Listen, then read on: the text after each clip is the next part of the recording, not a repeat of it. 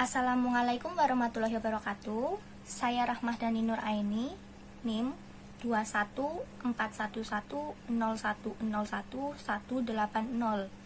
Di video kali ini saya akan menjawab pertanyaan yang sudah diberikan oleh Ibu Kurniasari Wiwaha MAG. Video ini dibuat dengan tujuan untuk memenuhi tugas ujian tengah semester 1 mata kuliah Metodologi Studi Islam. Untuk pertanyaan yang pertama, apa yang Anda ketahui mengenai pluralisme dalam agama? Apakah Anda setuju akan hal itu?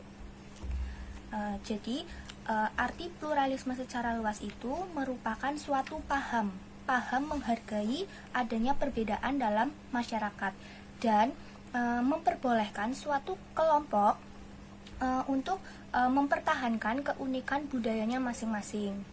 Nah, di Indonesia sendiri terdapat 6 agama yang dianut oleh masyarakat Indonesia. Itu termasuk dalam keberagaman atau pluralisme dalam agama.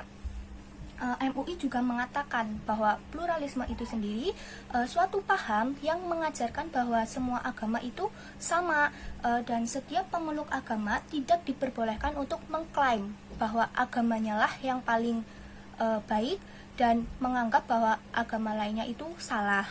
Maka dari itu, pluralisme agama itu menuntut umat manusia untuk menjunjung tinggi rasa toleransi dalam keberagaman. Maka dari itu, mengenai pluralisme agama ini saya sangat setuju karena setiap masyarakat atau setiap manusia ini memiliki haknya masing-masing untuk beragama. Pertanyaan kedua, orang yang beragama pada prinsipnya adalah untuk meraih kebahagiaan. Apakah setiap orang yang beragama sudah meraih kebahagiaan? Bagaimana dengan orang yang sudah bekerja keras mencari rezeki, serta rajin beribadah tetapi kesejahteraan juga belum meningkat? Untuk pertanyaan yang apakah setiap orang yang beragama sudah meraih kebahagiaan? Kebahagiaan setiap orang itu berbeda-beda dan tergantung bagaimana seseorang itu menjalani kehidupannya dengan penuh rasa syukur dan bahagia. Dan untuk pertanyaan bagaimana dengan orang yang sudah bekerja keras mencari rezeki serta rajin beribadah tetapi kesejahteraan juga belum meningkat?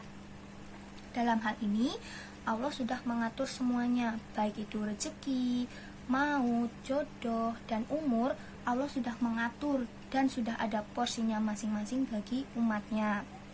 Tinggal bagaimana seseorang itu mensyukuri apa yang sudah Allah berikan.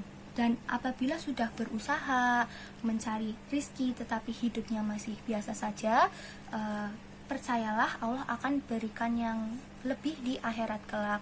Jadi untuk itu tetaplah berdoa, berusaha, bertawakal, dan senantiasa ikhlas percaya pada takdir yang sudah digariskan Allah, karena yang namanya kehidupan di dunia itu hanya sementara dan yang kekal itu ada di akhirat. Pertanyaan ketiga, sebutkan dan jelaskan sumber-sumber ajaran Islam. Menurut buku yang saya baca, sumber ajaran Islam ini terdiri dari 4 sumber. Yang pertama ada Al-Quran, kemudian Sunnah, Ijma, dan Qiyas. Untuk Al-Quran sendiri ini merupakan sumber ajaran Islam yang paling utama karena Al-Quran ini dijadikan pedoman bagi kehidupan umat muslim.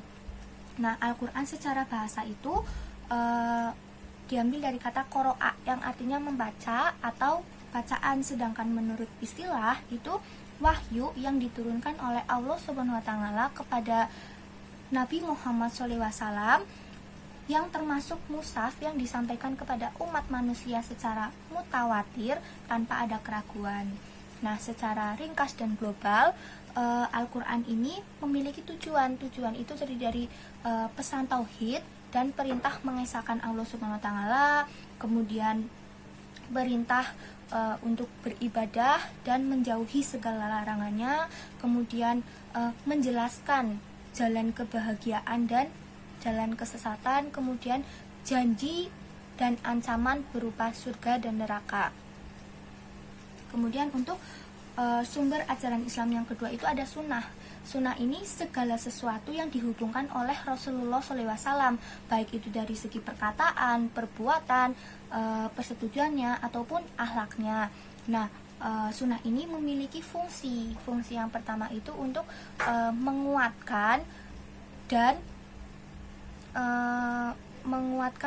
menegakkan hukum-hukum yang ada di dalam Al-Quran.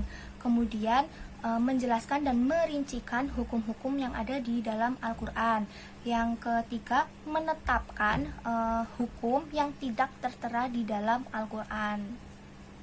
Kemudian sumber ajaran Islam yang ketiga itu ijma. Ijma ini merupakan kesepakatan mujtahid umat muslim dalam satu hukum pada satu masa.